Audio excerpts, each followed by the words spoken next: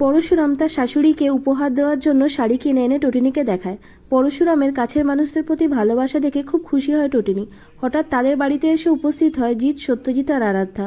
সত্যজিৎ পরশুরামের আর্থিক অবস্থা টেনে এনে তাকে অপমান করে আর বলে, আমার মেয়েটাকে তোমরা সংসারের জাতাকলে এনে পিষছ। টটিনি কথাটার প্রতিবাদ করে আর বলে, তবুও আমরা ভালো আছি।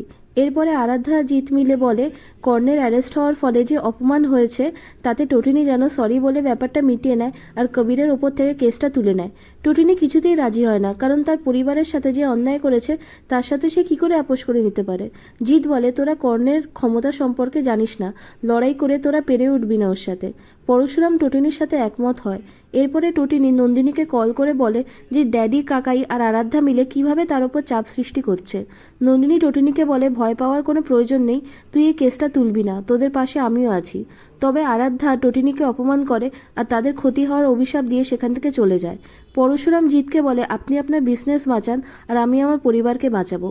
এদিকে জেলে কবিরের সাথে দেখা করে কর্ণের 2 মিনিটের অ্যারেস্ট হওয়ার খবরটা জানিয়ে দেয় শীতল, যা শুনে কবির তেলে বেগুনে জ্বলে ওঠে আর ফুঁসতে থাকে টটিনি গাঙ্গুলি পরিবারকে শেষ করে দেওয়ার জন্য। শীতল জানায় কর্ণ এখন তার ঘুঁটি সাজাচ্ছে, তবে বারবার তার চাল ভেস্তে দিচ্ছে একজনই, সে হলো পরশুরাম।